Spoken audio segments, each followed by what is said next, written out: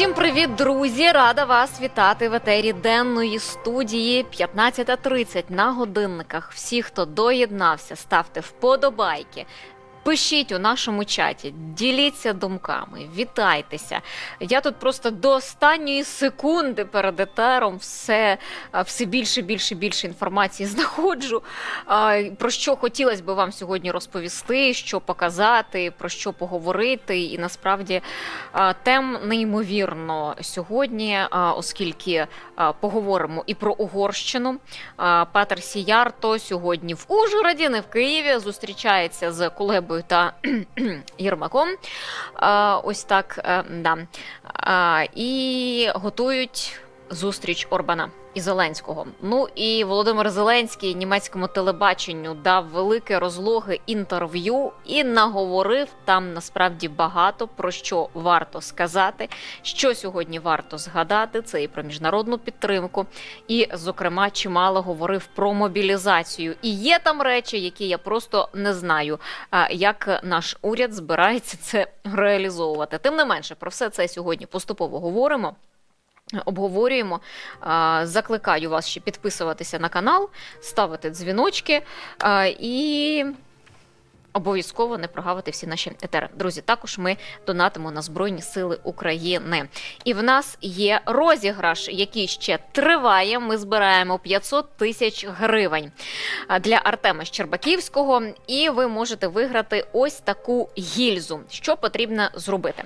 Потрібно задонатити на Збройні Сили України. Наша ставка – це 100 гривень, друзі. Майже 50% від потрібної суми ми вже зібрали. Але нам потрібна вся сума. Тому давайте разом допоможемо нашим військовим. Це по-перше. А по-друге, ви маєте можливість ось таку гільзу з підписом Залужного виграти. Задонативши мінімум 100 гривень, я тут не договорила, так, мінімум 100 гривень. І це ставка, яка гратиме. Чим більше задонатите, тим більше ваших ставок зіграєте. Тобто грають в цьому розіграші кожні 100 гривень. Чим більше, тим більше шансів виграти гільзу.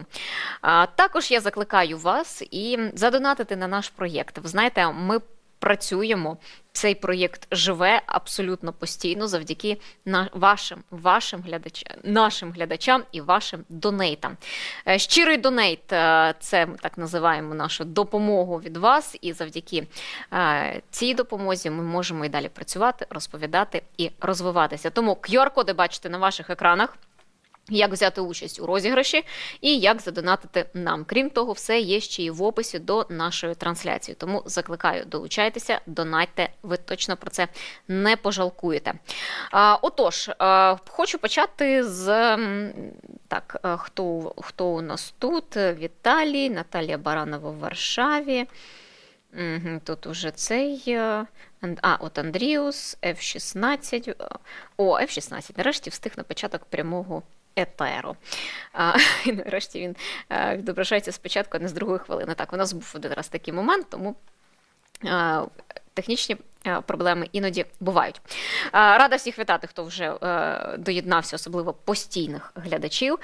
І про безпілотник, який атакував нафтопереробний завод у російському місті Ярославль за 700 кілометрів від кордону з Україною. За повідомленням місцевих телеграм-каналів, невелику пожежу загасили працівники підприємства, а територію начебто розкидано уламки цього безпілотника. Місцеві жителі сказали, що чули вибух.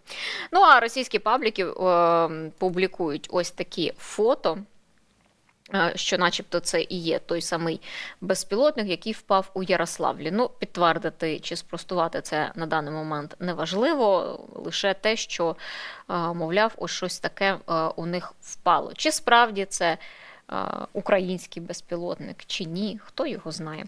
Але було ще і гаряче в Свердловській області. Там горів завод поліетиленових труб. Ну, начебто ж не військовий об'єкт, а все одно дивитися, як палає у Русні і палає на Росії, подобається. Цей вогонь охопив 800 квадратних метрів. Тому, ой-ой-ой, Я тут звук собі не виключила в ноутбуці, бо, кажу ж, до останнього просто дивилася, роздивлялася, щоб вам показати і щоб вам розповісти. І, знаєте, так побіжно хотіла би зараз теж на початку згадати про війну і, зокрема, про військовополонених російських, які потрапляють в полон до українських військових. Ось одного взяли на Авдіївському напрямку. Так от він розповів, ну, наскільки він там зміг, бо щось він так йому важко мовилося насправді. Російський військовополонений розповів, що йому прострелили обидві ноги. Чи то це зробили командири, чи то сам собі. Слухайте. Давай все сначала. Братишка, ты встать можешь? Попробуй встань. Ага. То есть у тебя обе ноги прострелены, правильно? Да, То есть тебе прострелили на передовой, правильно? почти. В смысле почти? Как? Ну, говори, как оно есть. На деревне. Ну, на деревне это где? Где это самое? Ну, ты знаешь, где деревня это? Ну, Красногоровка, правильно? Да, да. Красногоровка. Ну, то есть на передовой. Ну, То есть ты пошел на позицию, тебе кто-то завел в лес, тебе кто-то ноги прострелил, правильно? да. То есть тебе сейчас нужна медицинская помощь. Тебе ее Да, никто не оказывает и никак не оказывает, не оставят обезболивающие, да? Полечиться бы. То есть тебе вообще никакое лечение, правильно? Ни повязки, ничего не меняют. То есть относится как к расходному материалу, правильно? Розхідний матеріал, насправді. Знаєте, сьогодні, коли слухала інтерв'ю Володимира Зеленського, він, зокрема, розповідав і про Авдіївський напрямок, і він, німецький журналіст, в інтерв'ю і розповів, що там просто вже ціли паркани, ну, з російських трупів, по яких йдуть інші і стають теж трупами російські військові, бо росіяни не жалкують, вони не шкодують жодного свого солдата, вони їх просто відправляють як гарматне м'ясо і закидують, ну, це в буквальному сенсі, закидують наші позиції на Авдіївському напрямку своїми трупами, щоб по цих трупах пройшли інші військові, стали трупами, по цих нових трупах ще пройшли інші військові і теж стали трупами. Так от все йде. І Зеленський говорив, зокрема, і про те, що не забирають вони навіть своїх загиблих солдатів, а залишають так гнити в українській землі. Тобто просто йдуть один по одному.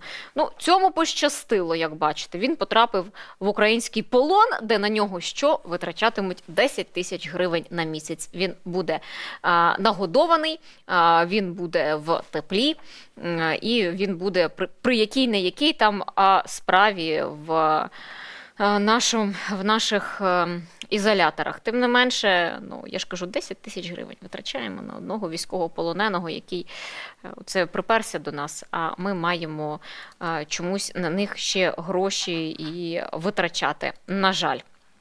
Отож, Петер Сіярто, прем'єр-міністр Угорщини.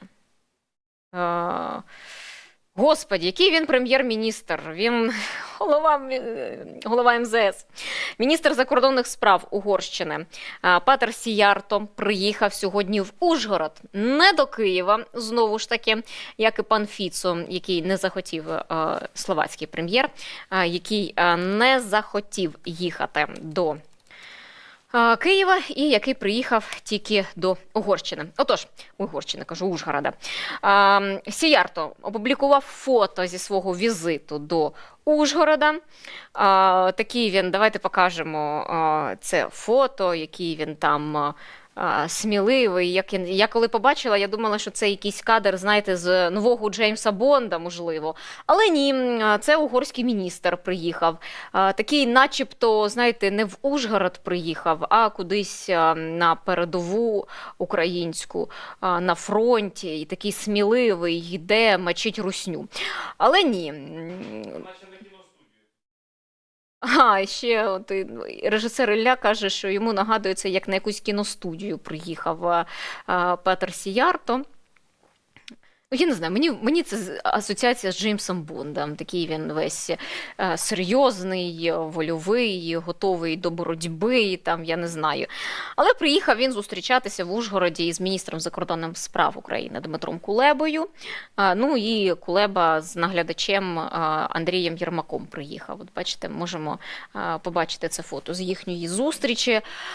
Ну, говорили вони насправді про справи як між Україною та Угорщиною, які так і щодо зовнішньої торгівлі, працювали для налагодження зв'язків, відносин, мовляв, потрібен відвертий та конструктивний діалог. Насправді, раніше вже повідомлялося про те, що йдеться зараз про підготовку прем'єр-міністра Угорщини Віктора Орбана.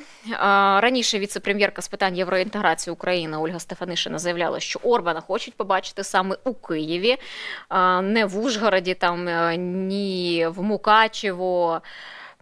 Ось це, до речі, це відео. Так, це сьогодні привезли Сіярто, щоб він вшанував пам'ять загиблих українців угорського походження, які загинули на війні з Російською Федерацією. Тобто, ну, показати, врешті-решт, угорським лідерам, угорським політикам, що наші військові угорського походження, вони так само йдуть на війну, і вони, на жаль, теж гинуть. Ну, там вшанували вони пам'ять полеглих бійців, запалили лампадки, які поклали до меморіалу загиблим воїнам на пагорбі слави. Ось так. Ну, чи зробить Сіярто якісь певні висновки? Він, до речі, там знову заявив, що ж потрібно завершувати війну, потрібно, я так розумію, йдеться знову ж таки про перемовини, які дуже хоче Угорщина. Ну, Москва їх теж хоче, насправді, давайте казати чесно. Росія теж хоче вибори. Боже мій, я сьогодні заговорююся. Москва теж хоче перемовини, але ж, звісно, на своїх умовах, тому що Росії потрібно, щоб ми відмовилися від своїх територій і щоб вони окупували всю Луганську область, всю Донецьку область, їм потрібна вся Херсонська область, вся Запорізька область. По суті, насправді їм потрібна вся Україна, але для цього їм поки що не вистачає сил і можливостей, але якщо вони накопичать свої ресурси, то вони зможуть це і зробити. Але повертаючись все ж таки від Росії до Угорщини і до візиту Петра Сіярто і його зустрічі з українським колегою Дмитром Кулебою, напередодні цього візиту угорська газета, яка входить до неформальної медіа-імперії Віктора Орбана, опублікувала статтю, в якій критикувала ситуацію з українськими медіа. Зокрема, йдеться про діяльність медіа-центру Україна. В цій газеті написано, вони дають додаткові поради кореспондентам, які потрапляють до східноєвропейських країн, щодо того, що дозволено, а що ні. Наприклад, розповідають, це просто якісь, я не знаю, ну, як їм ще це треба пояснювати, як правильно описувати і вимовляти назви населених пунктів українською мовою, опускаючи їхні оригінальні російські назви. Мовляв, не Київ, а Київ, не Харків, а Харків, не Дніпр, а Дніпро. І не Одеса, а Одеса. Ось так. Ну, тобто Одеса, не Одеса, а Одеса. Крім того, газета критикує і незалежні українські видання, стверджуючи, що ті нібито на гроші Сороса чи гроші європейських платників податків публікують матеріали, які задовольняють українську владу. Ну і в той же час, як приклад, це прекрасне угорське видання згадує особу телеведучої, яка виступає за мир. Йдеться про Діану Панченка. Просто. Яка закликала своїх колег начебто колег. Ну тут неможливо. Ну ви розумієте, що це все в лапках, ну це все в переносному значенні, тому що Діана Панченка закликає до миру і колега. Це просто якісь геть несумісні речі, і вони не можуть вміщатися в одному реченні, особливо щодо питань України. Яка закликала, так би мовити, українських журналістів тимчасово покинути Україну, якщо вони хочуть вільно працювати. Ну, знаєте, я сьогодні буквально вранці думала про там свободу слова, є в Україні чи немає в Україні. В Україні є свобода слова. Я тут можу сидіти, говорити, висловлювати свою думку, я можу критикувати владу, я можу,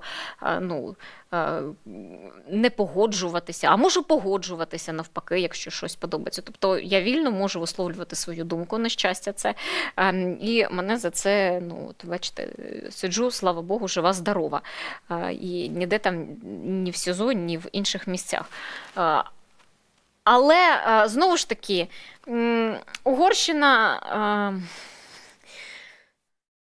Угорщина думає, що так всюди. От вона думає, що якщо в Росії так, і вони там, можливо, роблять певну кальку, то і в Україні так.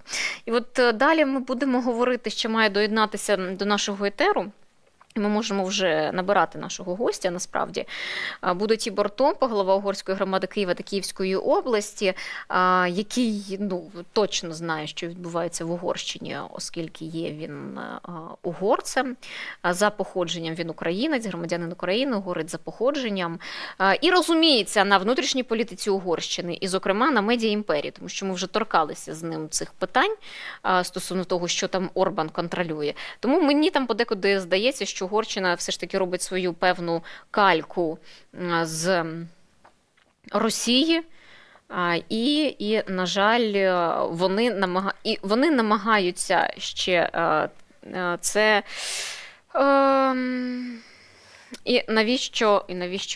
І чому в Україні це працює насправді інакше? А в нас... Боже мій, щось тут несеться в чатіку.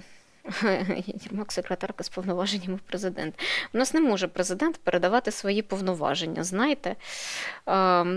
Не дозволено Конституцією України це.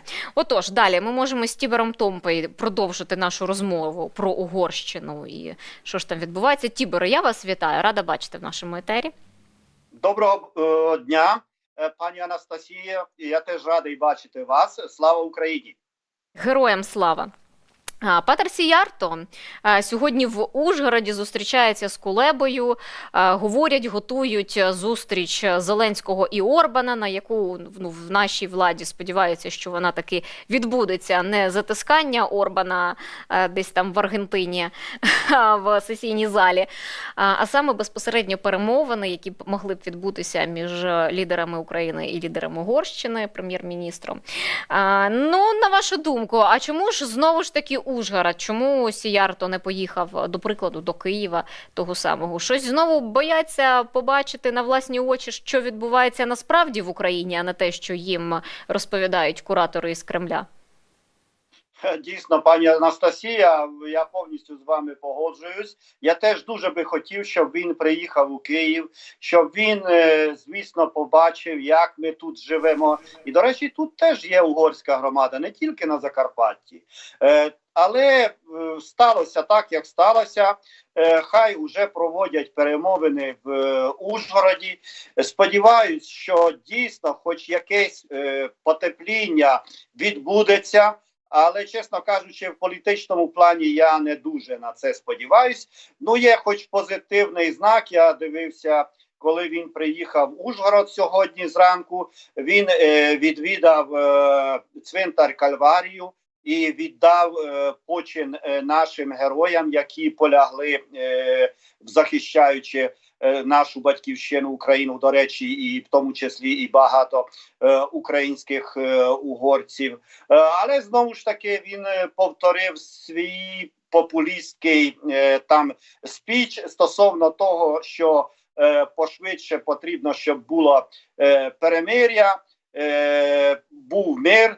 Ну, звісно, ми за це, щоб швидше був мир, перемир'я. А чому ж він далі не продовжує? Чому ж від нього не було ніяких, так би мовити, кроків зроблено тому ж самому Лаврову? А чому Орбан не говорив, коли зустрічався в Китаї з диктатором Путіном, що треба дійсно мир, щоб Росія негайно покинула загарбницькі, то, що загарбала, то, що напала на Україну і завоювала. Даруйте, я сам пережив цю рашистську навалу, сам був з 24 лютого в Києві, в Київській області, і я дуже добре міг розказати і пану Сіярто, і Орбану, що я тоді відчув, і ми нікуди не виїхали, ми з тих пір знаходимося в Україні, але я думаю, що ні Сіярто, ні Орбан, це для них дуже і дуже далеко, якщо у них є загальний, взагалі, моральний компас. Я хотів би, щоб вони відвідали Бучу, відвідали Макаров, де рядом у мене дача, і показав би їм особисто, що рашисти натворили, і хай би вони говорили Лаврову, Путіну, потрібно негайно покидати всю територію України, і тоді можна сідати і вести перемовини про мир. Ой, Тіборей, наскільки я пам'ятаю, то ваш будинок також постраждав від ракети під час під час однієї з масованих ракетних атак Росії по Києву, якщо я не помиляюся. Ну, у вас дуже чітка інформація і дуже добра пам'ять. Так, недавно, буквально на початку року, слава Богу, нам вдалося врятувати, але дійсно був шок. Дякуємо Збройним силам України, що нас бережуть. Дуже сподіваюся, що все буде гаразд, і дякую вам, що ви про це пам'ятаєте. Це, знаєте, зокрема, і показник того, що угорська громада, вона страждає по всій території України. Ну, тобто, вони кажуть, угорський уряд каже про те, що захищають населення України угорського походження, але тим не менше, ось ви якраз відмітили і про те, що досі жодного разу не прозвучала заяви в бік Росії: зупиніться, уйдіть, ну, як це говорить нормальний цивілізований світ. Знаєте, і при цьому, от я сьогодні вже про це говорила до вашого включення, про те, що угорська газета, я, на жаль, не прочитаю правильно. Magyar Nemzet якось... Так, Magyar Nemzet, так, ви праві, Magyar Nemzet – це угорська нація в перекладі. Так, ну і наші ЗМІ пишуть, що це видання, яке входить до неформальної медіа-імперії Віктора Орбана. Чи є це дійсно так, щоб ми тут теж правильно могли сказати?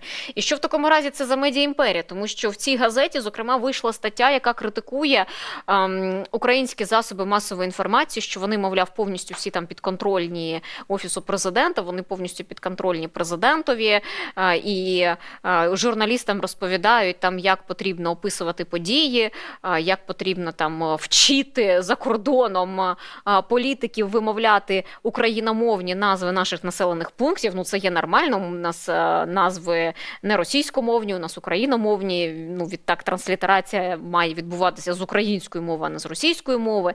І зараз в нас давно почався вже цей, ну, не тренд, а роз'яснення нашим міжнародним партнерам, як правильно писати там назву Київ, що це не Київ, а це Київ. Але ця газета виходить, критикує українські засоби масової інформації і, наприклад, і вибілює навпаки пропагандистські пропагандистів, журналістів в мене не повертається язик сказати просто в бік Діани Панченка чи видання «Страна.UA», так? Але тим не менше вони їх наводять як приклад хороших видань, хороших журналістів, не підконтрольних українській владі. І ось що це за медіа-імперія і наскільки вона велика, чи входить, чи не входить ця газета до цієї медіа-імперії, неформальної медіа-імперії Віктора Орбана, і яким чином він її використовує? Дякую за ваше запитання. Я обов'язково перейду на цю медіа-імперію і відповім. Я просто хотів би ще завершити питання стосовно цинічності угорської влади по відношенню до угорської громади, до угорців в Україні. Коли все це трапилось і почалась війна, я особисто попросив угорське посольство, угорського посла, щоб допомогла угорській громаді. Йшла не про те, що нам не вивезли в Угорщину, не про це йшли. Я особисто просив, щоб хоча б давати притулок в угорському посольстві, тому що тоді дійсно ми були недалеко від тих боїв, буквально 500-600 метрів. І коли я зателефонував, мені посол відповів: знаєш що, це твої забаганки, і вирішуй свої проблеми, свої громади, як ти хочеш. То, що ми маємо. Тому я просто хочу сказати, що сучасна угорська влада використовує угорську громаду виключно тоді, коли їм треба, і в своїх політичних цілях. А тепер повертаючись стосовно медіа-імперії. Справа в тім, що це видання, інтернет-видання Magyar Nemzet – це, напевно, найбільше видання і найважливіше видання Орбана, його кліки, угорського уряду сьогодні. Найбільше з'являються такі радикальні статті, радикальні меседжі, то, що думає Орбан, і то, що виступає, зразу ж передають. І в нього тут же цілий пул журналістів, які, знаєте, я би сказав так, що 37-й рік в Радянському Союзі відпочиває в порівнянні з тим, що пишеться у Magyar Nemzet, у цьому медіа. Але це ще півбіди. 80, навіть більше відсотків угорського медіа якраз відноситься до пулу Орбана. Вони взагалі тільки пишуть, знаєте, як в Північній Кореї. Тобто Орбан – це як уже Кім Чен Ін Європи. Тобто тільки великий вождь, тільки великий герой. І я просто не можу вже відкривати, читати ні цю газету, ні цей ресурс, ні інші ресурси. І не потрібно. Як один мій близький друг із Угорщини з такими опозиційними настроями сказав недавно: знаєш що, Тібор, це медіа, Magyar Nemzet, треба перейменувати не в угорську націю, навіть не Russia Today, а треба перейменувати у Червону зірку. От що ми маємо сьогодні в угорській пресі. Зокрема, знаєте, там часто, і це і на білбордах, здається, теж було, те, що звинувачують, зокрема, там і Україну у впливі, що там ми куплені Соросом, що Європейський Союз теж куплений Джорджем Соросом. Мені це нагадує російську пропаганду, знаєте. Коли ще існували в Україні такі канали, як News One, ЗІК і 112 Україна, вони тоді так називалися, і вони мовили канали Медведчука. Зокрема, в них була там якась одна з програм, і вона прямо називалася «Тхне Сороса».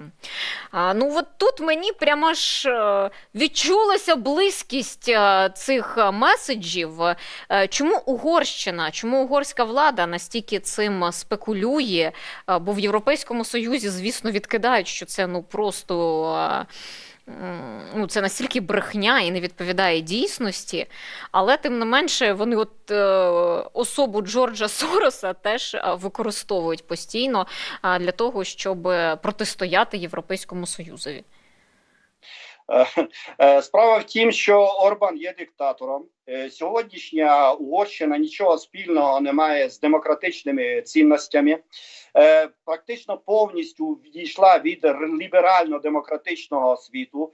Видумали поняття, Орбан видумав поняття так званий іллібералізм, але це, даруйте, це взагалі порушення, це можна сказати, що комунізм, орбанівський комунізм, не інакше. А повертаючись до Сороса, слід відмітити, що Джордж Сорос за походженням угорець. Він народився в Угорщині, чудово володіє угорською мовою. Я коли ще в 90-х роках, коли приїжджав в Україну, і пам'ятаєте, напевно, і на сьогоднішній день є фонд відродження, зустрічався один раз з паном Соросом, чудово володіє угорською мовою.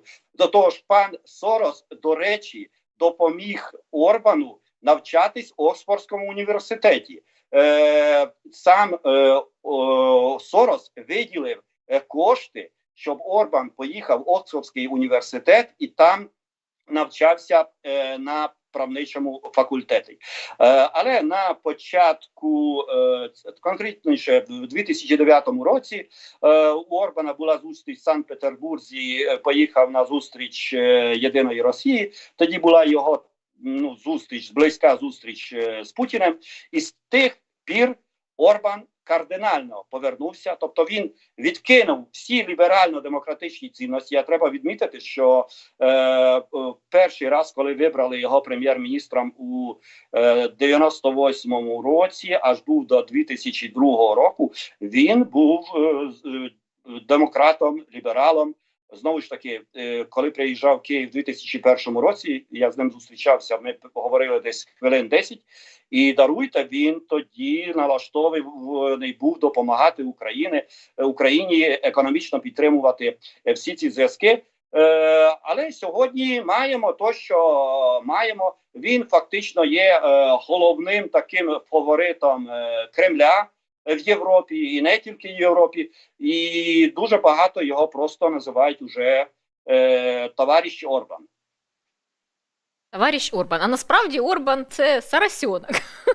Знаєте, як у нас там люблять називати там антикорупційних активістів, наприклад, Сарасяна. Це Орбан, виявляється, він Сарасьонок. Ви коли це розповідали, зараз мені так насправді було смішно, бо вони так пишуть і розповідають, наскільки у нас всі куплені Соросом в Україні, а виявляється, що сам Орбан куплений Соросом. Боже, так, який поворот. Так, він без Сороса взагалі б сьогодні ніким би не був. І звали б його ніяк. Дійсно, це факт, історичний факт. Знаєте, я б хотіла тут ще такі моменти обговорити з вами, оскільки зараз 1 лютого наближається, коли Європейський Союз має визначитися і проголосувати за пакет допомоги для України в 50 мільярдів євро. І якраз зараз продовжується обробка Віктора Орбана, щоб він не заблокував це рішення, тому що Угорщина, в особі Орбана, постійно заявляла, що будуть блокувати, що вони не хочуть, аби цілим пакетом 50 мільярдів, там якісь свої умови. І, зокрема, Financial Times сьогодні написали, що Європейський Союз може завдати удару по економіці Угорщини, якщо Будапешт надалі блокуватиме допомогу Україні. Зокрема, видання каже, що отримали внутрішній документ ЄС, і в ньому нібито йдеться про план обвалити курс угорського форинта та знизити інвестиційну привабливість Угорщини, щоб знизити кількість робочих місць та сповільнити зростання економіки країни, у разі якщо Орбан надалі шантажуватиме Брюссель. Він взяв метод шантажу і виставляє свої умови. Але тим не менше, чи дійсно так можна обвалити економіку Угорщини? Ви вже в нашому етері неодноразово казали, що вона залежить від дотацій від Європейського Союзу, і Орбану дуже сильно потрібні, аби ЄС виділяв кошти для Угорщини, там але Угорщина має відповідати цивілізованій демократичній країні, таким умовам, і робити реформи, зокрема, щоб не було там узурпації влади, так? І тут наскільки ЄС може дійсно зробити так, що економіка Угорщини постраждає? Я в першу чергу хочу відмітити і заспокоїти всіх по моїм даним. Все ж таки, Орбан не заблокує виділення 1 лютого, виділення України 50 мільярдів євро. Це не із-за того, що Орбан полюбив нас, полюбив Україну. Він і надалі буде продовжувати вести свою політику, свою таку українофобську, налаштовану проти України. Але на сьогоднішній день вже є відповідні політичні рішення стосовно Орбана. І тут не в економічному плані зарите питання. Я не згоден з Financial Times, щоб Європейський Союз все ж таки буде робити якісь там економічні удари проти Угорщини, тому що це ж і проти Європейського Союзу, не кажучи про те, що угорська економіка на сьогоднішній день і без того дуже і дуже слабка, з найвищою інфляцією, і той же форінт на найнижчому можливому рівні. Тому я думаю, що Європейський Союз все ж таки ніяких таких економічних санкцій не буде впроваджувати проти Угорщини. Але я думаю, що і вже впроваджує відповідні політичні і дуже важливі важелі. Це мається на увазі пункт 7 Європейського Союзу, який говорить про те, що при порушенні відповідних прав правової держави, поведінки в Європейському Союзі, сама інституція Європейського Союзу може лишити права голосу ту чи іншу країну. От ця процедура вже задіяна. Уже були перші голосування, де були прийняті відповідні резолюції. Це досить довготривала процедура, але дивлячись угорську пресу і бачачи, як реагують приближені Орбана, вони дійсно в певну міру злякались. Чому? Тільки один приклад наведу. Уже на сьогоднішній день заблокована співпраця між ведучими університетами по обміну студентів з Європейським Союзом. Чому? Тому що там теж величезні порушення. Орбан не тільки пресу на 80% під себе віджав, а всі величезні угорські університети, всі засідають з фондами і керівництво сугубо з Орбаном, тобто вони мають викладати відповідно тієї партії, як це колись був у Радянському Союзі, там був курс КПРС, а тепер курс орбанізму, щоб всі студенти вивчали, як повинні там підкорятись, і все те, що говорить Орбан, все те правильно.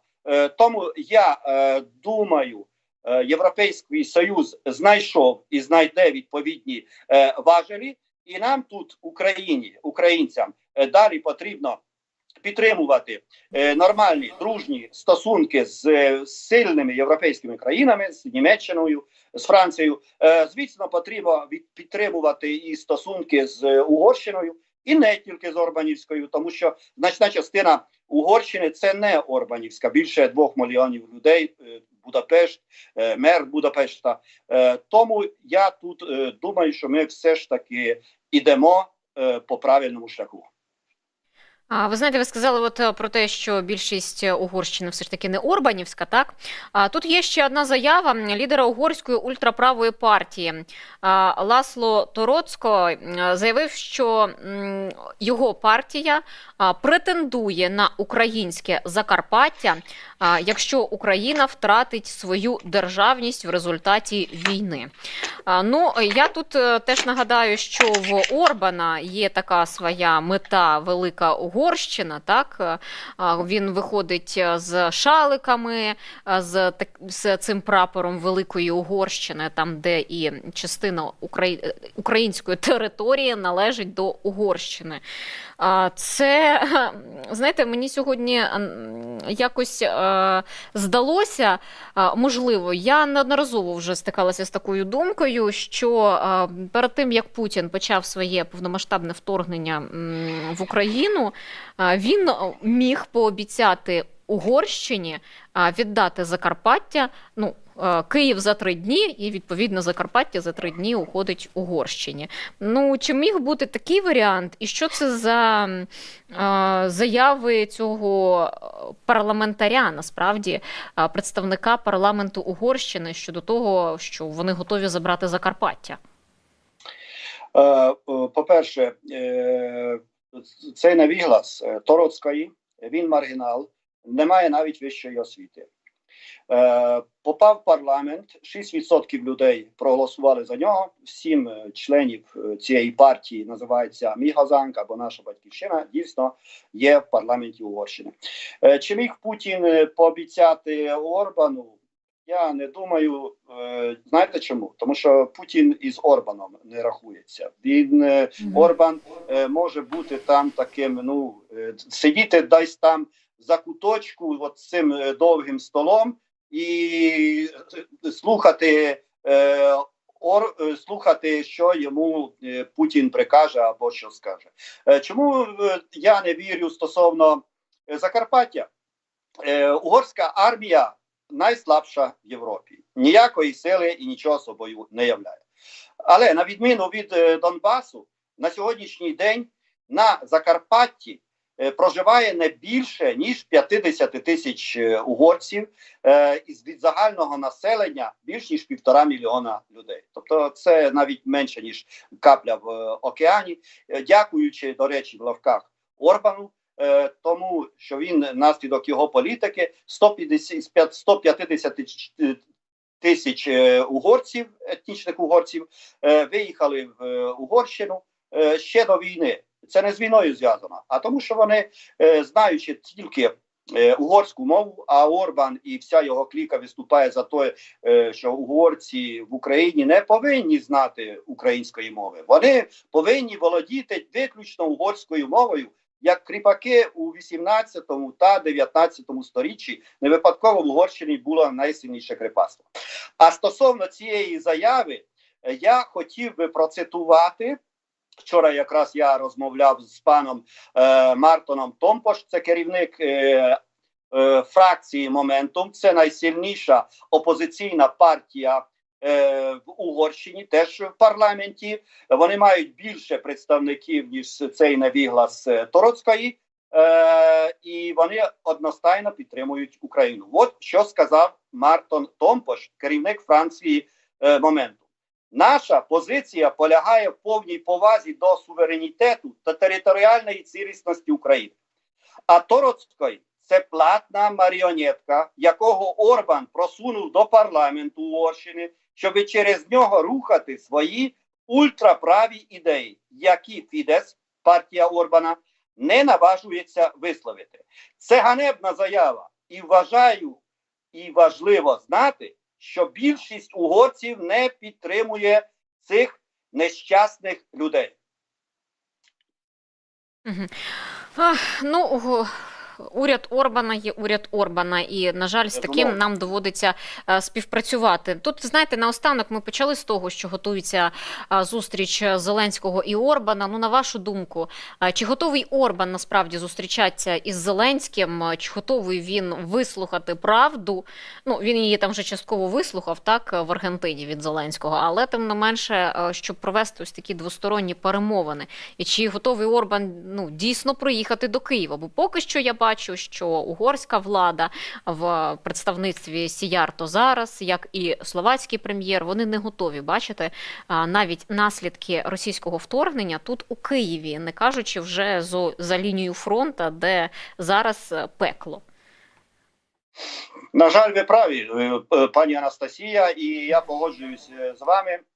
навіть якщо буде ця зустріч, Орбан навряд чи поміняє свою думку.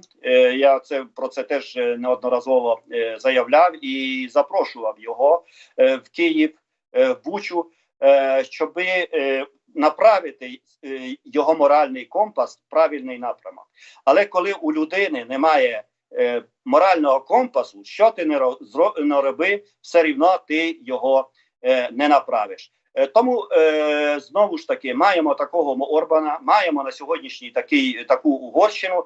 Тут єдине, ще раз повторюсь, нам потрібно робити в багатьох випадках взагалі не звертати увагу на Орбана, взагалі його не слухати, а діяти на нього через сильні європейські країни та європейські інституції. Орбан, як керівник Європи, дуже і дуже слабий. Угорщина дуже і дуже бідна країна, дуже сильно залежить від Європейського Союзу, тому тут є, звісно, відповідні чинники. Іборе, дякую за ваші думки, дякую за ваш час, що долучилися до нашого етеру. Ну, стежимо. Я вірю в те, що зустріч відбудеться і принаймні можуть поговорити. Це вже плюс точно буде для нас. Але хотілося б, щоб Орбан таки наважився побачити на власні очі правду, а не тільки, що йому шепче на вухо Путін. Дякую вам, бережіть себе. Дякую за запрошення. Ну, не тільки ж Угорщина, друзі. Бессарабія, Буковина мають повернутися додому. Це заявив лідер Альянсу за Союз румунів Клаудіо Тарзіу, виступаючи у Яссах. Він заявив, що Румунії варто налагодити відносини із Росією, а задля окупації українських територій країна може пожертвувати членством у НАТО. Він сказав, що ми не будемо по-справжньому суверенними, поки не воз'єднаємо румунську державу в її природних кордонах. Бессарабія не може бути забута. Вона повинна повернутися додому. Північну Буковину не можна забути. Кіпр, він теж належить румунській нації. І він вважає, що необхідно розморозити відносини між Румунією та Росією і визнає необхідність доброї співпраці між країнами і готовий зробити свій внесок у це, але тільки після того, як Росія доведе, що вона теж цього хоче. Деяким людям не вистачає не просто клепки в голові, деяким людям не вистачає. Боже мені, я не буду таке казати, бо мало лі, як Ютуб це ще потім сприйме. Але їм треба закривати рота вчасно. От я б сказала так. Знаєте, тому що держава Україна, вона існує в своїх законних кордонах 1991 року. І все це ми обов'язково повернемо. Друзі, донатимо на Збройні Сили України, проскануйте QR-код, візьміть участь у нашому розіграші. Ми збираємо 500 тисяч гривень для військового Артема Щербаківського. Ну і далі ми перейдемо на тему і розберемо, що говорив Зеленський в інтерв'ю німецькому телебаченню. Але перед цим я вас закликаю, знаєте, окрім того, що задонатити нам, поставити нам вподобайку, це ваша ж підтримка для нашого проєкту, ви ще можете на пам'ять купити собі ось такі чашечки. Бути справжнім важливо. В нас ось вони нещодавно були розроблені саме ось з таким принтом. Ви можете купити це на нашому сайті shopscripin.ua, вартість їх 450 гривень. Подивіться, які вони гарні.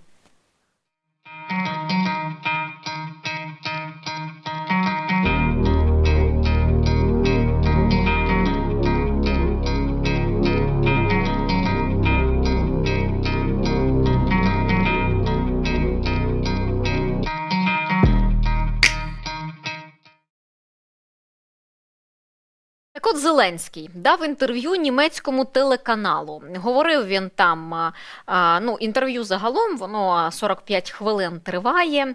Говорили про різне насправді, і про війну, і про допомогу, і про мобілізацію. Деякі моменти, от я спеціально зберегла, я хочу вам їх показати, і щоб ми все це обговорили. Тому що заяви від Зеленського, з одного боку, вони зрозумілі, деякі є непростими і не дуже зрозумілими, насправді, щодо втілення. Отож, я б хотіла почати щодо допомоги від Сполучених Штатів Америки, тому що німецька журналістка, вона якраз таки питала президента України про те, що ж відбудеться, якщо Конгрес США так не погодить допомогу. Зеленський заявив, що Європа без Сполучених Штатів не впорається ні з військовою, ні з фінансовою підтримкою Україні. І це взагалі загрожуватиме перерозподілом всього світу. Слухаємо. Перше, Європа одна не справиться на тому рівні, на якому отримала Україна до цього підтримку. Ні зброєю, ні фінансово. Чому? Тому що, напевно, навіть якщо б і вся Європа об'єдналась, вона б змогла б дати достатню підтримку Україні. Але Сполучені Штати мають такий вплив. І коли сигнали не дуже позитивні, вони мають такий самий вплив на деяких лідерів Європи. Тому я вважаю, що якщо так станеться і Сполучені Штати не будуть, не дай Боже, якісь будуть там затягування процесів щодо підтримки, це буде мати вплив на об'єднану Європу. І тут є послідовні проблеми. Перше – це дефіцит зброї і фінансів в Україні через те, що я вже сказав. Друге, я думаю, що втратиться союз між Сполученими Штатами Америки і Європою. Третє, Європа сама зрозуміє, що це сигнал, що якщо Україна не витримає і Путін піде вперед, і це сигнал Сполучених Штатів того, що Європа залишиться наодинці країн НАТО, хто буде протистояти Росії. Тобто це буде серйозна загроза. Путін цим скористається 100%. І це буде сигнал говорити також про те, що і НАТО не буде таким міцним. Тому що якщо відколюються Сполучені Штати Америки, ще хтось буде мати іншу думку щодо НАТО, щодо Союзу безпекових країн. Чому? Тому що мають економічні стосунки з Російською Федерацією. Я думаю, посипеться так само і санкційна політика. Тому що Сполучені Штати Америки, коли вони підтримують Україну, вони впливають також і на санкційну політику європейських країн щодо Російської Федерації за їх агресію. Абсолютно справедливо. Тому я вважаю, що в цілому перерозподіл світу, ось як це називається. От тут би я додала про те, що говорила вже неодноразово, що США на даний момент своїми цими внутрішньополітичними проблемами, такою вже глобальною підготовкою до виборів президента цього року, вони починають втрачати насправді своє лідерство в цьому світі. І вони зараз дають шанс не Росії стати там лідером світовим, а Китаю, з яким вони, теж є заруба між США і Китаєм. І вони дають змогу Китаю стати цим світовим лідером і претендувати на місце Сполучених Штатів Америки. А Китай, він є близьким до Російської Федерації, як політично, так і економічно. І Росія, пішовши війною проти України ще в 2014 році, вони, в принципі, тоді втратили ось таке своє світове лідерство, коли проти країни почали запроваджувати перші санкції. А зараз вони лише посилюються. На жаль, Росія їх обходить, ці санкції, ми маємо це визнавати, і вони через треті країни, зокрема через Китай, собі постачають озброєння. Але вони є слабкими. Росія все одно, так чи інакше, вона вже не є тим світовим лідером, який може щось там диктувати. Вони силою. Як там у кацапів кажуть, сила є, ума не надо, так? Ось це є і Росія, по суті. Оскільки вони тільки силою можуть щось зробити. І те не завжди, насправді. А от розумом якимось, Вони цього не можуть зробити. Але цей розум мають китайці. І китайці так само можуть використовувати Росію для того, щоб отримати своє панування. А Росія в даному випадку там маріонетка, яка зараз шукає собі допомоги у інших диктатур, щоб продовжувати війну, зокрема війну проти України. Стосовно допомоги, то в Конгресі, я нагадаю, неодноразово казали, що, мовляв, треба посилити перевірку України, української влади стосовно того, наскільки правильно застосовується та допомога, яку надають Сполучені Штати Америки. Так сьогодні до Києва прибули генеральні інспектори зі Сполучених Штатів Америки, які перевірятимуть надану Україні допомогу. Про це повідомила пані посол США в Україні Бріджит Брінк. Вона написала, що рада знову вітати в Києві 3 генеральних інспекторів. Їхні зустрічі з виконавцями, партнерами та українським урядом сприятимуть посиленню нагляду та підзвітності за допомогою Україні з боку Сполучених Штатів Америки. Раніше вже інспектували цю допомогу американці, приїжджали неодноразово і давали свої висновки, що Україна все використовує правильно, ніяких ризиків, корупційних ризиків в наданій допомозі немає. Крім того, Зеленський говорив і про закінчення війни в Україні. І сказав, що нині наша країна перебуває в дуже складному моменті, але переконаний, що Росію ще можна зупинити. Gibt Ihnen irgendetwas die Hoffnung, dass der Krieg in diesem Jahr enden könnte? Треба вірити в себе, вірити в народ, в Україну, вірити в партнерів, вірити в мир. Тому що будь-яка війна закінчиться. Будь-яка війна закінчиться. Я вважаю, що ми знаходимося в дуже складному моменті. Можна і геополітично, і фінансово можна зупинити Росію. Можна. Все ж таки можна їх зупинити з цією війною. Не допустити зруйнування України, не допустити знищення нашої нації, не допустити глобальної міграції, не допустити Третьої світової війни. Про Третю світову, так, Зеленський згадав. Щоб всього цього не допустити, насправді треба надати максимальну допомогу Україні, як це можливо. Не затягувати щоразу, не думати, а що ми можемо дати, а що не можемо дати, не вагатися в наданні далекобійної зброї. Ось все це воно допоможе. Хоча, звісно, що мавпа, в якої є ядерна кнопка, вона залишається мавпою з ядерною кнопкою. І коли по неї вона захоче вдарити, щоб розважатися, це теж не варто виключати. Сподіваюся, що партнери України, вони так само, західні партнери, розглядають різні варіанти. Але тим не менше, нам потрібна допомога. Чим більше, тим краще, аби наші люди якнайменше страждали. Протиповітряна оборона, надана Україні, показала свою ефективність. Ще на початку повномасштабного вторгнення просили F-16. Я більш ніж впевнена, вони також покажуть свою ефективність.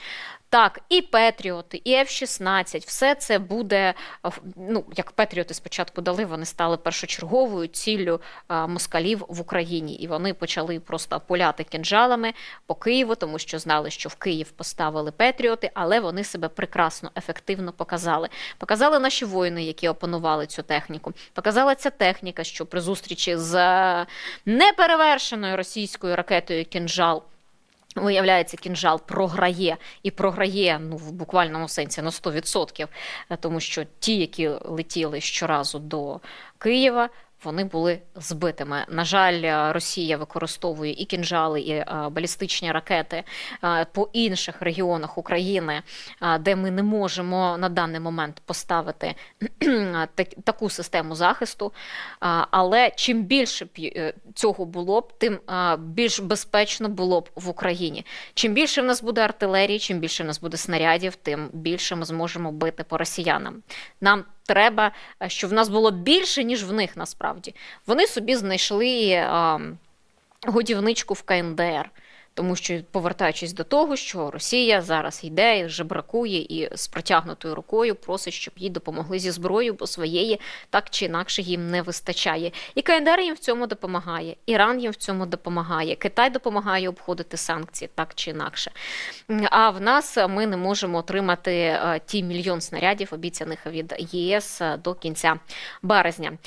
Окремо я б хотіла зупинитися і на питання мобілізації, оскільки Зеленського про це питали. І тут я б відзначила, що німецька журналістка, вона, зокрема, в Зеленського запитала і з прикладами, що в мережі ширяться різні відеозаписи, коли працівники ТЦК насильно затягують людей, садять в бусики, увозять, коли починаються якісь бійки, конфлікти. І, зокрема, про це теж вони говорили. Але є такий і момент з тим, що Зеленський, знову ж таки, повторив свою тезу, що Україна хоче повернути людей мобілізаційного віку з-за кордону додому. Він вважає, що вони виїхали з України за кордон незаконно і, мовляв, не всі мають бути на фронті, але це питання справедливості. От давайте послухаємо і будуть ремарки. Це узагальнене рішення. Тут дуже багато різних деталей. Є люди, які виїхали по різних причинах і мали законодавчі причини і законодавчі можливості поїхати. Є люди, які іншого віку, не мобілізаційного віку тощо. Є ті, хто поїхали раніше, є студенти. Тому дуже складно зараз сказати. Рішення підтримувати людей, мені здається, що це ваше особисте рішення і рішення вашої держави. Ми б хотіли, щоб люди, які виїхали поза законом України, які мобілізаційного віку, щоб вони були в Україні. І питання не в тому, знов-таки підтверджую, питання не в тому, що вони всі повинні бути на фронті. У нас велика армія. Питання в справедливості. Ці люди повинні сплачувати податки. Є люди, які поїхали, і вони не повернулись, на свою роботу, і це їх право, але якщо вони громадяни України, вони повинні сплачувати податки. Податки бажано в Україну, тому що ці гроші ми потім віддаємо нашим військовим, нашим солдатам, які нас захищають. Знов-таки, не тільки захищають Україну, а вже ж було б бажано, якщо б таку підтримку отримали в Україні, і це було б правильне рішення. Also Sie appellieren an deren Motivation und an deren Patriotismus. Sie sagen aber nicht, lieber Olaf Scholz, schick die bitte nach Hause. Я точно не кричу Олафу Шольцу швидко поверни їх, тому що ми живемо з вами в демократичному світі. Якщо є людина, яка поза законом знаходиться в іншій державі, то не треба говорити «поверни їх» або говорити їм «ну-ка швидко приїдь». Треба, щоб працював закон. І вже згідно цього законодавства відповідні органи повинні виконувати свою роботу. Ось і все. Не може Олаф Шольц когось брати і приїжджати з ним або штовхати. Все, ми ж захищаємо ж цінності. Якщо ми говоримо, що ми захищаємо демократію, цінності, захищаємо свободу, це говорить, що і діяти.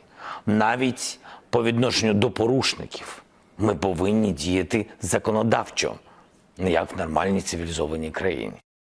Якщо уряд хоче допомагати українцям, то є такий момент, от, наприклад, якась людина виїхала, і ми зараз говоримо, що вона виїхала, вона знаходиться за кордоном, і вона отримує підтримку від Німеччини.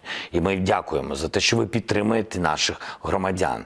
Але буває так, що, як вам сказати, і ця людина отримує підтримку і від вас, і від нас. Ну, так буває. Я зараз не про наших українців в Німеччині. Я вам узагальнюю це. І тому я завжди говорив, що для нас набагато краще, якщо б Німеччина, вона б підтримувала українців, вдаючи гроші в бюджет України.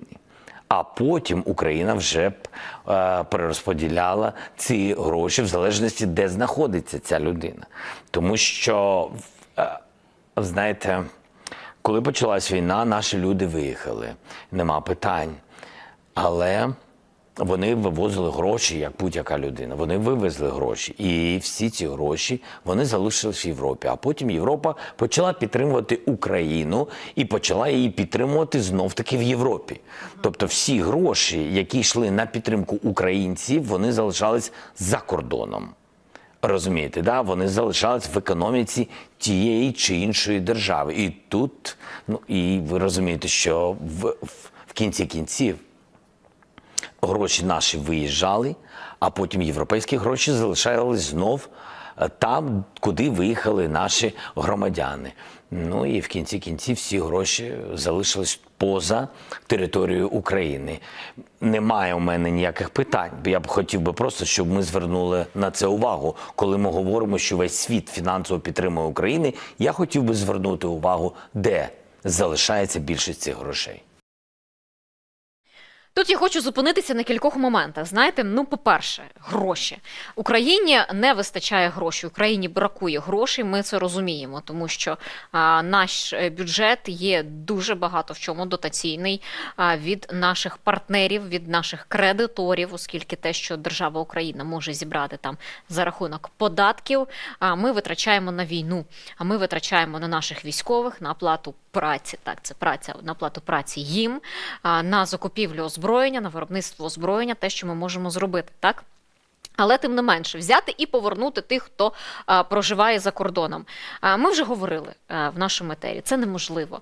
Неможливо змусити людину приїхати в країну, яка перебуває в стані війни, куди прилітають ракети абсолютно по всій території України, де є небезпечно відкривати бізнес. І насправді сьогодні, ну, як на мене, чесно, от як на мене, люди, які відкривають бізнес, започатковують малий бізнес, якийсь середній бізнес, вони є героями, тому що вони в умовах, коли ти дійсно можеш залишитися без нічого, а тільки з кредитом на цей бізнес, вони продовжують працювати, вони не дають робочі місця. Так, можливо, це і відкрити невеличку кав'ярню, це все одно є вклад в економіку України. Це означає це сплачувати податки.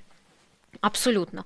Але яким чином наша влада збирається повертати тих, хто перебуває за кордоном? І сказати, знаєте, а в нас тут треба от працювати.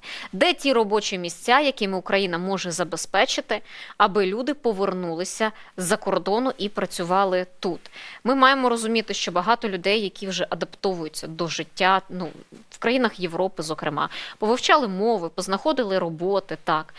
Момент з тим, що на прикладі німецького уряду, який має виплачувати, який виплачує допомогу українським біженцям, то Зеленський вважає, що німецький уряд ці гроші має давати в бюджет України, а Україна має розподіляти ці гроші і виплачувати біженцям в інших країнах. Вибачте, це що? По-перше, держава Україна як розпорядник, вона жахлива. Ну, наші процеси, які відбуваються, ну, я би їм не довіряла, я скажу так чесно. Я розумію, що Україні не вистачає, бракує грошей. Так, ми не можемо себе забезпечити на даний момент. Ну, наша економіка до 2014 року була слабка, наша економіка слабка і була станом на 22 рік, попри те, що там у нас були певні рости, так, але все одно ми в великій кількості кредитів, які ми мали віддавати, ми нарощували, так, свою економіку покращували, але тим не менше. І от зараз кажуть, що а дайте гроші Україні, а ми ж вже подумаємо, кому там виплачувати. Так, так ні, в нормальній цивілізованій країні так не робиться, якщо чесно. Людина, яка, український біженець, яка покинула територію України через бойові дії, уїхала в іншу країну і отримує там виплати, то вона їх там отримує згідно місцевих розрахунків, скільки потрібно грошей на те, щоб прожити в цій країні, там, мінімально, так, прожити. І ця допомога є, в цій саме країні. І зрозуміло, що німецький уряд, він має бути зацікавлений, щоб ці гроші там і залишалися, щоб вони ходили по колу. Вони виділяють біженцям українським ці гроші, вони їх потім в держбюджет повертають, оскільки ті гроші там і витрачаються. Чому ці гроші мають перерозподілятися в Україну, а Україна вже подумає, скільки кому виплачувати? Ну, вибачте. В нас урізаються зараз там і виплати, зокрема, і переселенцям, так, внутрішньо переміщеним особам, які там вже давно отримували цю допомогу з 2014 року, які почали отримувати з 2022 року допомогу, тому що на це все бракує коштів. Але ми хочемо ще й займатися перерозподіленням коштів і українським біженцям. Ну і будь-яка країна, куди приїхав цей український біженець, вона зрозуміла, що зацікавлена, щоб він там асимілювався і пішов працювати. Що це буде так само робоча сила, яка приноситиме податки. Є категорія там дітей, зрозуміло, що є категорія пенсіонерів, яким потрібно там продовжувати допомогу. Але в дорослих, працездатних людей, ну, як Польща зацікавлена, так і Німеччина має бути зацікавлена в цих українцях, які їм теж будуть приносити дохід, а не віддавати гроші державі України, щоб вона там ними якось користувалася. Ну, це називається ці гроші насправді просто взяти і подарувати. Другий момент, який би я теж хотіла сказати. Зеленський сказав про те, що незаконно особи мобілізаційного віку, які незаконно перебувають в інших державах. А тут питання, а чому вони перебувають незаконно? Ну, зачекайте. Вони проїхали на територію Польщі, на територію Словаччини, Угорщини, Румунії, давайте казати про ті країни, з якими ми маємо спільний кордон. Вони проїхали туди легально. Вони переїхали через контрольно-пропускний пункт, вони пред'явили там свій паспорт, якісь документи, довідки, їм поставили штампики, що вони в'їхали, і вони в'їхали. Вони абсолютно туди законно в'їхали, і вони абсолютно законно там перебувають. Чому вони незаконно? Тому те, що в Україні вони незаконно отримали довідки, вибачте, це вже інша штука. Наша влада так і не змогла за 2 роки зробити так, щоб закрити всі схеми з виданням ліпових довідок військово-лікарських комісій чи ліпових шлюбів, так, коли там одружуються з людиною з інвалідністю і стають опікунами, чи ще щось. Тобто це ми не змогли ці схеми глобально, максимально прикрити. Так, ми тільки сказали, що так, оце ми цим займаємося. Періодично правоохоронні органи повідомляють, що викрили там та схему, тут та схему. Але тим не менше, якщо вони продовжують ці схеми викривати, то донині вони всі абсолютно не були закритими. І донині хтось якось знаходить способи, щоб виїхати. Вони законно виїжджають за кордон. Вони законно перетинають кордон. Але вони незаконно отримують тут довідки. І яким чином держава Україна, мені цікаво, зараз намагатиметься повернути цих людей назад додому, які знайшли 5, 6, 10 тисяч доларів, я не знаю, можливо, навіть кредит на це взяли, я не знаю, але знайшли вихід, щоб купити цю довідку і щоб за цією довідкою виїхати. Чи вони повернуться? Я знаю приклад одного з моїх знайомих. Я не знаю, які він знайшов схеми і за якими схемами він виїхав за кордон з України. Але коли я його зустріла, і він мені розповів, що він ненавидить Україну, що Україна йому нічого не дала, і він не хоче тут жити, він не хоче тут працювати, тут немає де працювати, тут немає де заробляти, тут все жахливо, і тільки вбивають його здоров'я, і ще можуть вбити в буквальному сенсі там ракетою, шахедом, чи що прилетить з боку Російської Федерації, і він не хоче тут жити. І в результаті там через певний час після цієї розмови він виїхав в Великобританію. Тобто, чи буде він повертатися? Він не повернеться. І я більш певна, що ті, які виїхали так само, вони не повернуться, вони не захочуть тут працювати, вони знайдуть ще спосіб, як виїхати. Але ж навіть, щоб знайти другий спосіб, як виїхати, то, по-перше, треба спочатку таких людей повернути. А це не реалістична штука. Тут треба проти них почати кримінальне провадження, встановити, що вони дійсно там оформили ліпові довідки, що вони дійсно там давали хабарі. Потім що далі? В Інтерпол їх оголошувати. Чи Інтерпол їх насправді шукатиме? Чи іноземні правоохоронці їх дійсно виловлюватимуть і повертатимуть? Ну, мовно, уїхала людина в Польщу, пожила в Польщу, і Польща така думає, ага, треба його назад до України повернути. А він взяв і переїхав до Німеччини, бо там кордони відкриті, там не перевіряють в тебе документи, ну це вкрай рідко, між кордоном між кордоном європейських країн. Ну і просто може так мігрувати із країни в країну, до прикладу. Тому коли навіть Зеленський почав там ще в своєму новорічному зверненні казати, що ось ви маєте вибирати, ви працюєте на Україну чи ви не працюєте на Україну під час цієї війни, ви маєте там повертатися і таке інше, неможливо повернути людину, неможливо. Ви пишете там, що якісь програми мають бути для того, щоб, наприклад, Міла Гайдай, сука, ваш знайомий. Я погоджуюся. Я після того, як він подзвонив з-за кордону і як ні в чому не сталося, почав розповідати, я просто сказала, я не можу спілкуватися. Я теж тут не хочу помирати насправді, але я тут живу, я тут працюю і працюю на нашу Україну і допомагаю нашим Збройним силам України, до чого вас і закликаю. Так от, ви тут казали, що треба якісь там певні програми, заохочення повертатися. Я не знаю, чесно, яка має бути програма заохочення. Ну, тому що небезпечно залишається. Ну, так чи інакше, ці російські ракети, вони літають і долітають багато куди. І чому людина має обрати, вирішити повернутися, щоб тут працювати на економіку українську, приносити тут податки, я не знаю, от чесно, якщо людина проживає зараз за кордоном, де безпечно. І так само, я ж кажу, що з людьми мобілізаційного віку тут потрібно... Метод кнута, він не працює. Він не працює, на жаль. Метод пряника, я тут не знаю теж, наскільки він спрацює, якщо тут ми вам мільйони, можливо, пообіцяємо, а ви тільки візьміть і поверніться. Також Зеленський заявив, що сьогодні чисельність української армії складає 880 тисяч військових, майже мільйон. І прокоментував законопроєкт про мобілізацію. Каже, що він має бути справедливим та передбачати демобілізацію, бо є ті, хто вже 700 днів на фронті. Зокрема, він прокоментував і щодо повісток на вулицях, про випадки, коли військовослужбовці ТЦК забирають чоловіків силою на вулицях. І Зеленський назвав це абсолютно неправильним. Тільки по справедливості. В моменті мобілізації важливий момент демобілізації.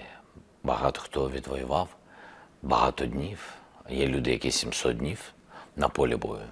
Я їм вдячний за захист нашої держави, я кожен українець. А вдячності замало, я вважаю, від суспільства. І треба справедливі ротації, треба давати широкі відпустки, треба давати грошима все прикрити не можна. Хоча заробітні плати високі, але тим не менш треба справедливість в цьому напрямку. І так само я очікую від військових сьогодні закону про справедливу мобілізацію, або продовження, або зміни до закону. Можна по-різному це називати. В будь-якому випадку я б хотів би, щоб це був комплексний, справедливий законопроект. Ось і все. Тому їх сьогодні завдання це зробити, і щоб ніхто не говорить, що це популярне рішення, але чи не популярне, але мені здається важливо, щоб військові рядом з Міністерством оборони підготували справедливу відповідь на це питання. Частина, так, є випадки, і дуже неправильно, коли представники військкоматів ходили по вулицях і шукали хлопців, які не приходили до військкоматів тощо. Але тут я б хотів би, щоб ми були також з вами справедливими і чесними. Є випадки такі? Так, є. Чи це правильно? Абсолютно ні. І вони не повинні цього робити.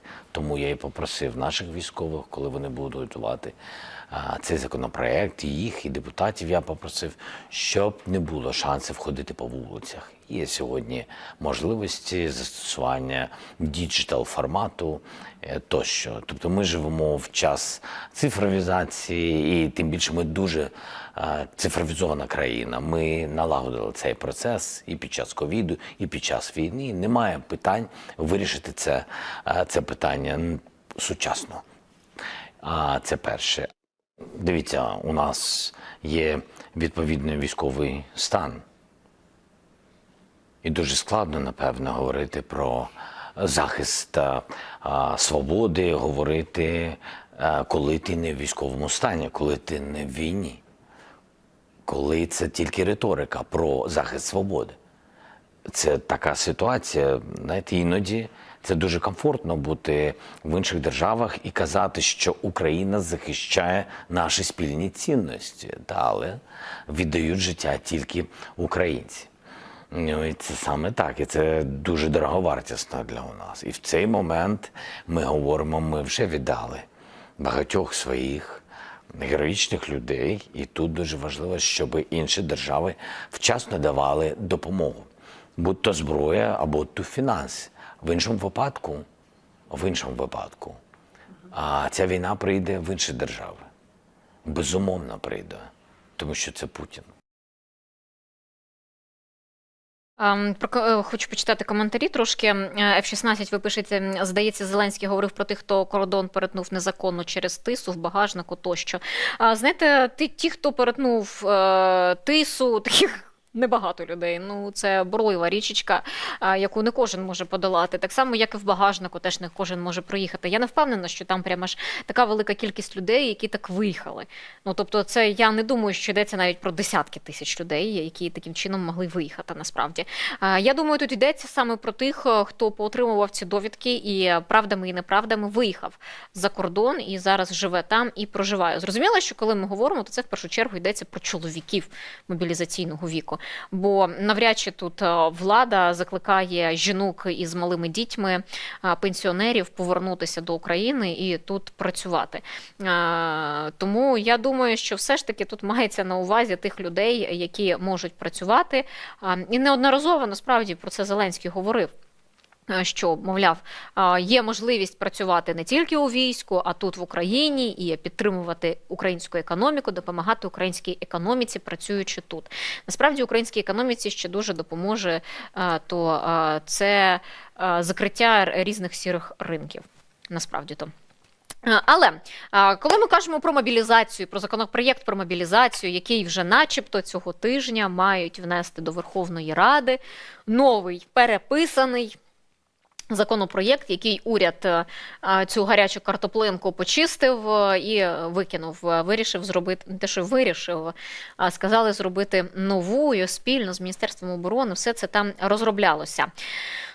То, наприклад, народний депутат з питань економічного розвитку Дмитро Наталуха, він заявив, що є майже 3,5 мільйони чоловіків, які не перебувають за кордоном, які не перебувають в лавах Збройних сил України, які не є людьми з інвалідністю, не вчаться, не працевлаштовані, і вони не знають, де вони перебувають.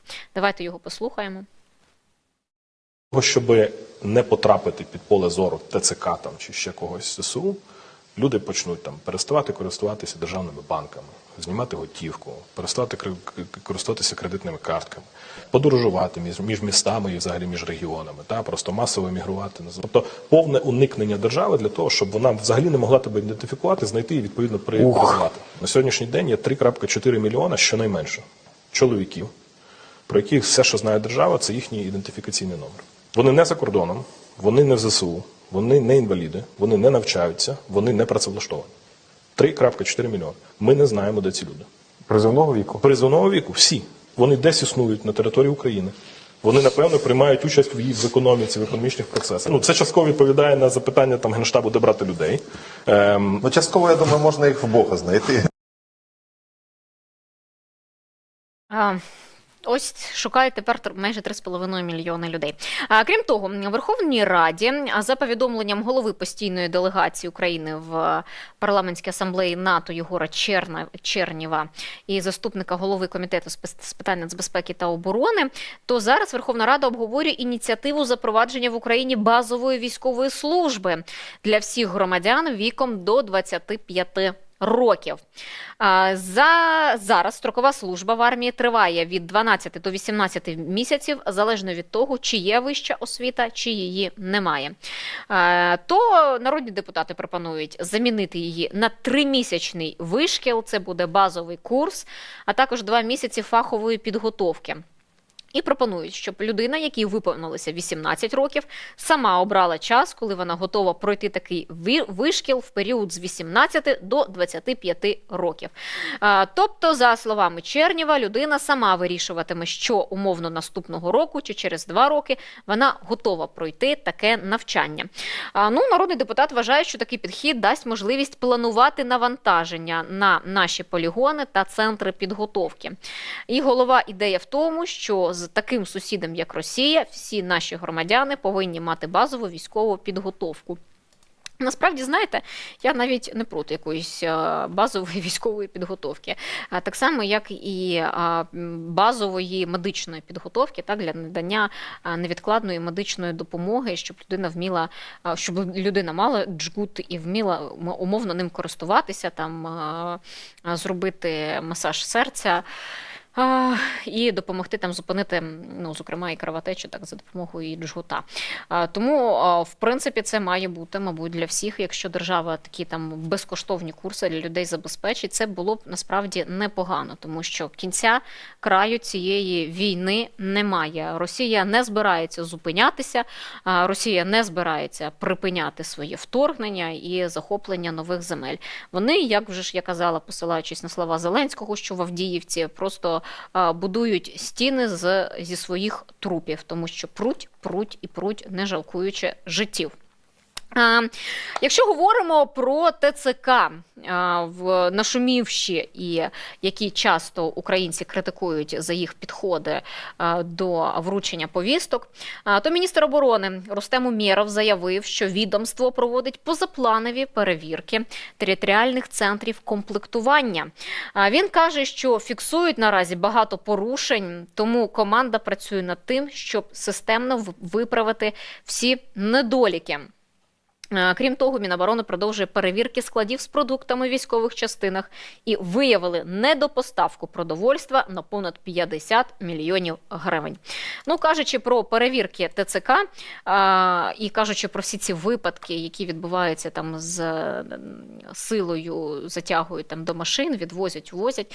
Маємо казати чесно, що ось ці випадки, які ми бачимо, це не такі масові, які могли б бути, на щастя, але, на жаль, такі випадки є, а їх не має бути. Зеленський впевнений, що законопроєктом все це можна врегулювати, але ухвалити можна все, що завгодно, прописати можна в законі все, що завгодно. А чи працюватиме воно по факту? Невідомо. Тому що на даний момент, коли він там сказав, всіх звільняємо і все, починаємо реформу ТЦК, глобального не змінилося, на жаль. Так. Крім того, в Міноборони розповіли про успіхи рекрутингу до лав Збройних сил України. Кажуть, що за 2 місяці отримали понад 50 тисяч заявок. Рекрутинг – це такий паралельний процес з мобілізацією в Україні, оскільки від мобілізації наша армія навряд чи відмовиться, а рекрутинг дозволить найняти працівників, найняти людей, які можуть виконувати за певною професією певну роботу. Ми в нашому етері теж обговорювали, яким чином працює рекрутинг. Можливо, незабаром теж можна зробити такий етер і про це поговорити, наскільки воно розповсюдилося далі, наскільки воно показало свою ефективність на даний момент. Але за даними Міністерства оборони, що кількість відгуків на розміщені вакансії щотижня лише зростає. Зараз відомство співпрацює з такими платформами, як LobbyX, OLX, Work.ua та Робота.ua. А ще у планах створення власної агенції із рекрутингу. Ну от як ця власна агенція працюватиме. Взагалі дуже все красиво, описується завжди красивими словами, але ж як воно працюватиме насправді. Це поки що невідомо. Але рекрутингова агенція, яку планує створити Міноборони, то там можуть працювати демобілізовані бійці та жінки-родички військовослужбовців, тобто цивільні особи, які знають, як працює військо. Про це заявив уповноважений представник Міністерства оборони з питань рекрутингу Олексій Бежевець. Він пояснив, якщо є можливість до важливої функції держави залучити цивільних, які володіють відповідними знаннями, це добре. І в рекрутинговій агенції можуть працювати люди, які з певних обставин не придатні до військової служби, тобто демобілізовані з різних причин. Але знають, як працює військо, вони можуть дати відповіді на багато питань. За його словами, таких спеціалістів ретельно готуватимуть, і після того, як вони направлять рекрута у ТЦК, то вестимуть його аж до вступу на домовлену посаду у конкретну військову частину. І людину, яку він керуватиме, має довести до частини, проконтролювати, що вона стала на посаду.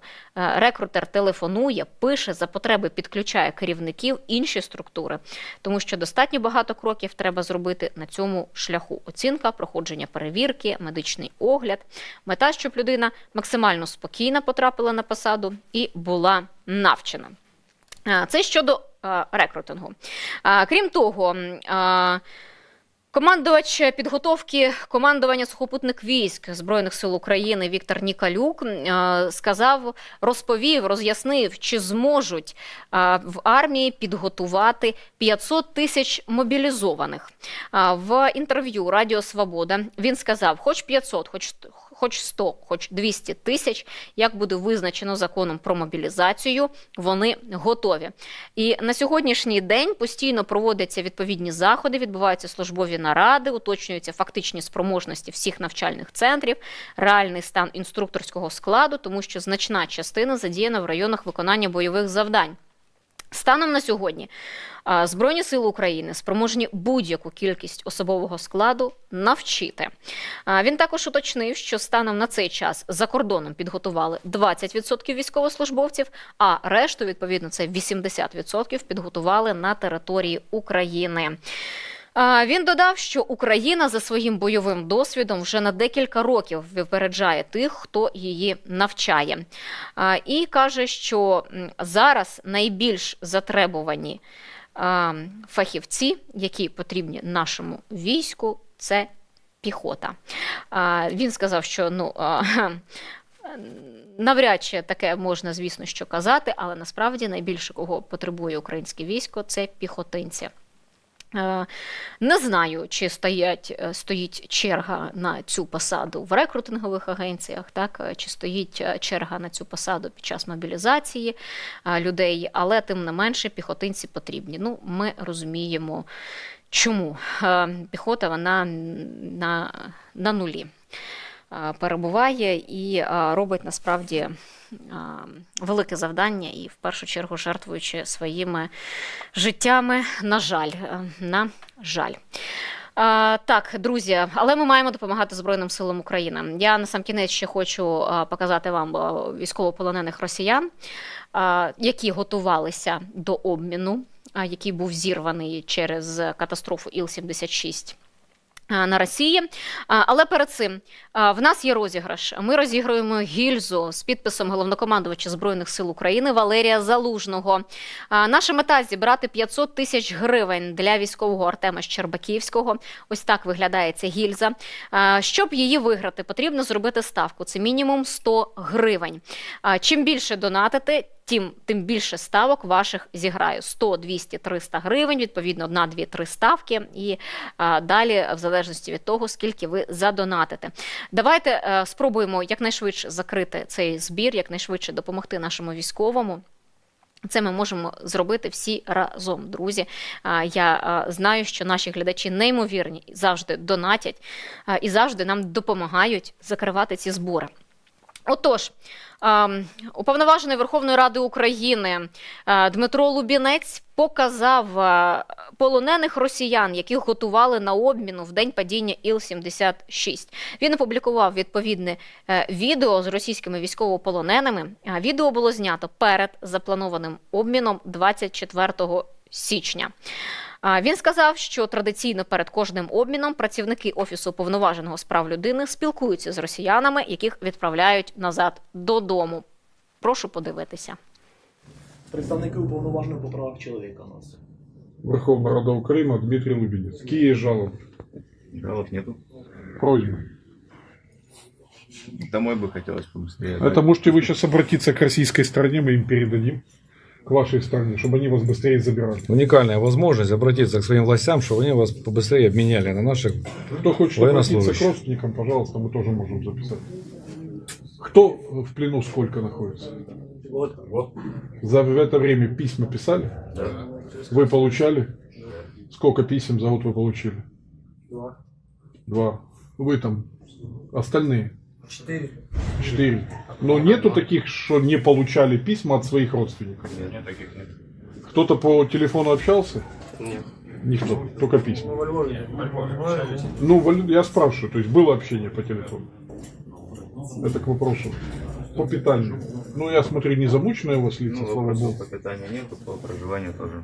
Ну, как бытовые нужды, всем все есть. Какие есть жалобы на содержание? На содержание нет. Питание. Состояние здоровья. Ну, як вони виглядають? Прекрасно виглядають російські військовополонені. От ви знаєте, тут один з наших глядачів писав про свою пенсію. Боже мой, як же ж знайти зараз? Ви тут так багато сьогодні написали. Я зараз спробую знайти, тому що він озвучив цифру, яку він отримує. Якщо я не помиляюся, мінімальна пенсія в Україні – це 2600, десь 1700 в нас мінімальна заробітна плата, так, орієнтовно. Ми витрачаємо, я просто постійно це нагадую насправді, але це просто до того, скільки ми витрачаємо на кацапів і за які кошти мають жити наші люди, наші українці насправді. О, дякую, Ілля, що допоміг. Пенсія 4000 гривень отримує Віктор Сидоренко. Із цих 4000 він 400 гривень витрачає на донати. 10 тисяч гривень вартує утримання одного російського військовополоненого. Ну і ви можете бачити, що вони в досить нормальному стані перебувають. Нагодовані, відгодовані, я б навіть сказала, не биті, не калічені, на відміну від наших полонених, які вертаються. На даний момент представник Головного управління розвідки Андрій Юсов сказав, що перемовини щодо обміну тривають, і той обмін, про який йшлося 24 січня, який мав би відбутися і мав стати наймасштабнішим з початку повномасштабного вторгнення. Немає доказів, що сталося з нашими військовополоненими, які, ймовірно, могли, а може й не могли перебувати на літаку Іл-76, який впав у Білгородській області. Але є сподівання на те, що всі військові повернуться. Росія не надала доказів, що ці люди є загиблими і що вони загинуть. Але Росія продовжує спекулювати на події з Іл-76. Друзі, дякую всім, хто долучився до нашого етеру. Дякую за ваші коментарі, дякую за ваші думки. Вподобайка. Це ваша безкоштовна підтримка нашому проєкту, друзі, тому хто не тицнув, то потицяйте ще, будь ласка, вподобайки. Підпишіться на наш канал, поставте дзвіночки і не прогавте ще й вечірню студію о 19-й годині. І задонатьте на наш проєкт, підтримайте нас фінансово стільки, скільки ви можете. Це ваш вклад в наш розвиток для нашої команди. Це неймовірно, насправді приємно, і це нас підтримує і надалі нашу роботу. Всі реквізити в описі до нашої трансляції ви можете знайти. Зустрінемося завтра в денній студії о 15:30. Дзвіночок вам допоможе. До зустрічі!